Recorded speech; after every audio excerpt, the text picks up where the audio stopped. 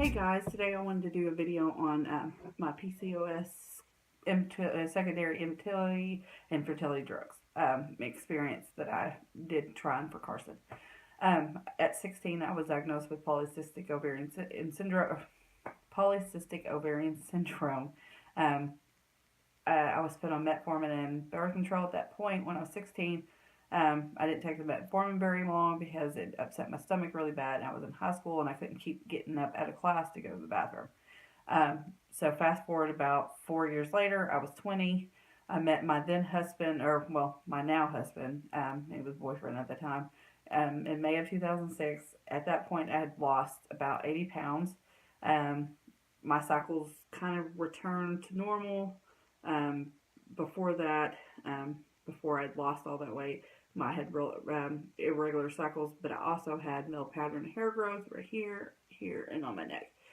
Um, so in September of '06, we moved in together, and at that point, we didn't use protection because I didn't think that I could get pregnant, since that's what that doctor had told me when I'd seen when I was 16. So we moved in September 23rd. About 3 weeks later, we found out I was pregnant, and we had my oldest son in June of 2007. So right around when he was about 1 year old, I decided I wanted to try to have another child. Um, at that, when he was born, I had an IUD put in. So at one, I wouldn't have it removed. We tried for a good, I think, 6 to 8 months. Nothing happened. I called a gynecologist. I went in to see him. He told me that to start birth control for 4 or 5 months because my ovaries were so full of cysts that there was no way that even with fertility drugs it was going to work. I did that for 4 or 5 months. Went back to the doctor. He put me on Clomid. It started out 50 milligrams, and over the next 6 months went up to 150 milligrams.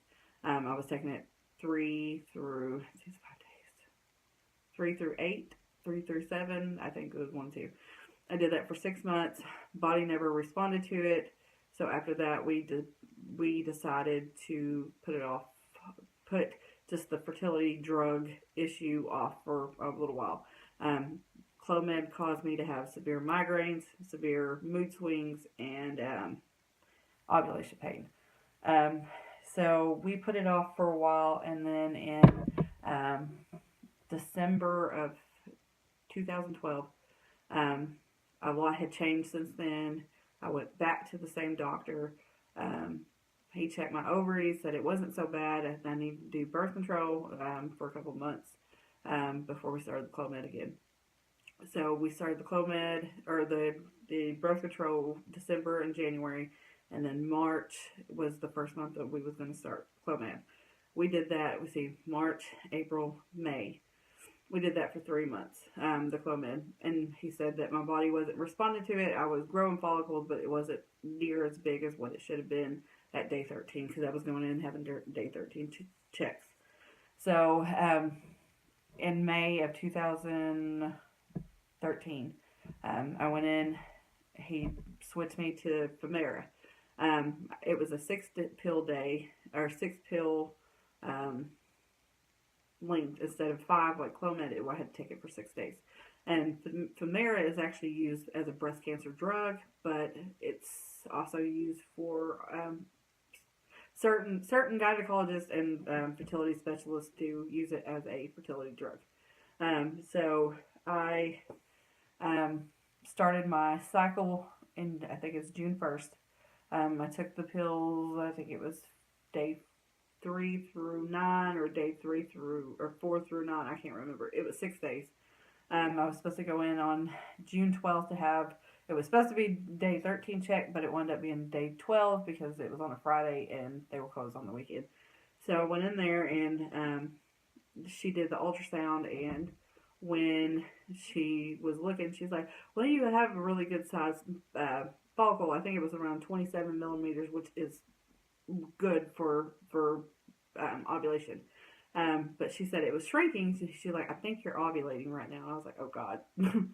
Me and Steven, because of our work schedule and stuff like that, we hadn't done anything previous for 4 or 5 days. And I was like, well, if I'm ovulating right now, then we're going to have to try again next month because we hadn't done anything. So the doctor came in, looked, said, yes, you are ovulating right now. So I need you to come back in about 10 days. He wanted me to come back 10 days past ovulation. So after I got home, I told Stephen what was going on. He said, well, we'll go ahead and give it a try, see what we can do. If it doesn't work, then we'll just go ahead and try for the next month. I was like, okay. So it was the day, that was June 12th, the day after my oldest son's 6th birthday, which was June 22nd. I was at work. I bought me a pregnancy test. I took it in the bathroom, and it showed up a really faint line. So I went ahead and bought another pregnancy test, but I was going to wait and take it the next morning. But I went ahead and called my husband and told him, and he was excited because we had been trying for 5 years. So the next morning I got up real early because I had to work, and I don't think I saved my pee long enough or held my pee long enough, because when I woke up and I took the test was completely blank. It was negative. So I just chalked it up to the evaporation line.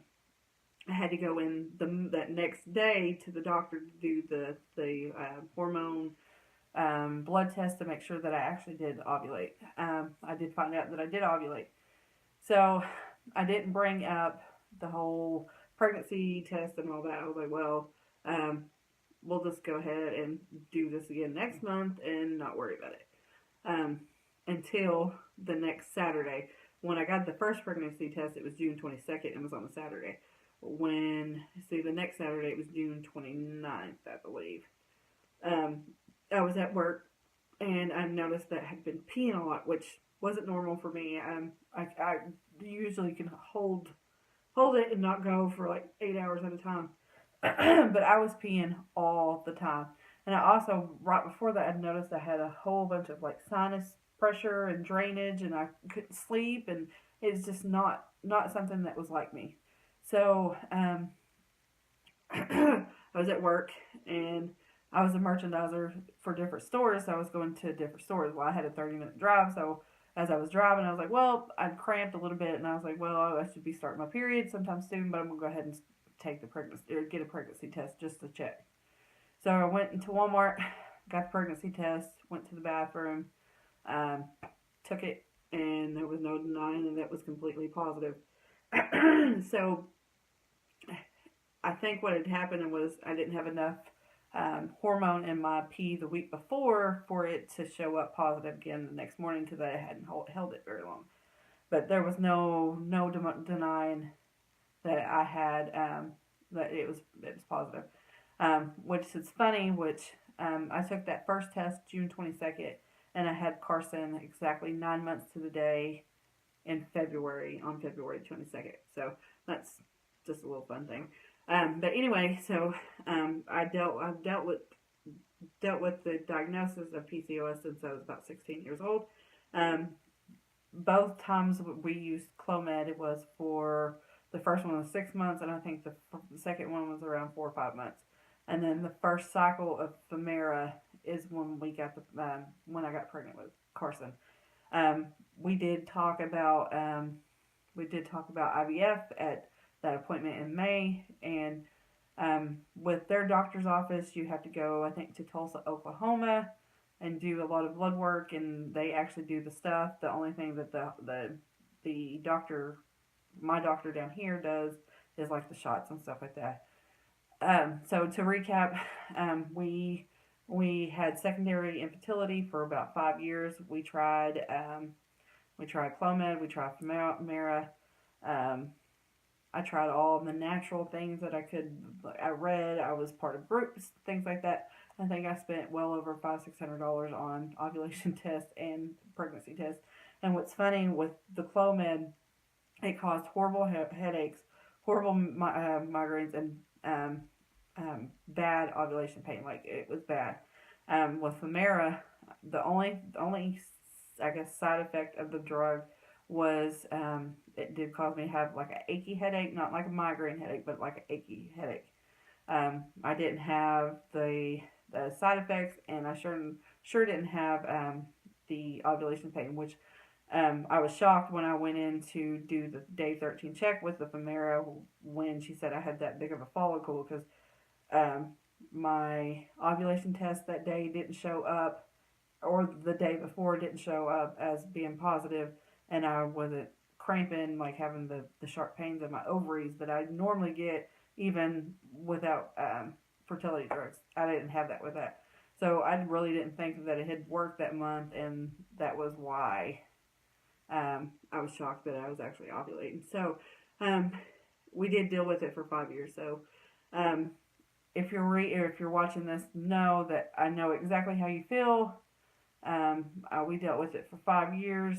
I hope, you know, I hope in, I hope you not understand. I hope you know that there are, other people that are or have dealt with that, and I know exactly how that every month getting your period or not getting a positive pregnancy test, it killed me. It was bad, and there were certain months that I would just lay on Stephen and just cry because having that negative pregnancy test, and then also going putting my body through the fertility drugs, the blood test all the time, the vaginal ultrasounds that I was getting all the time. So just know that I understand what you're going through, and I hope one day you are successful in whatever you do, whether it be fertility drugs or adoption, foster care, things like that. So thanks for watching. If you like this video, click the like, comment, and subscribe. Thank y'all. Y'all have a wonderful day.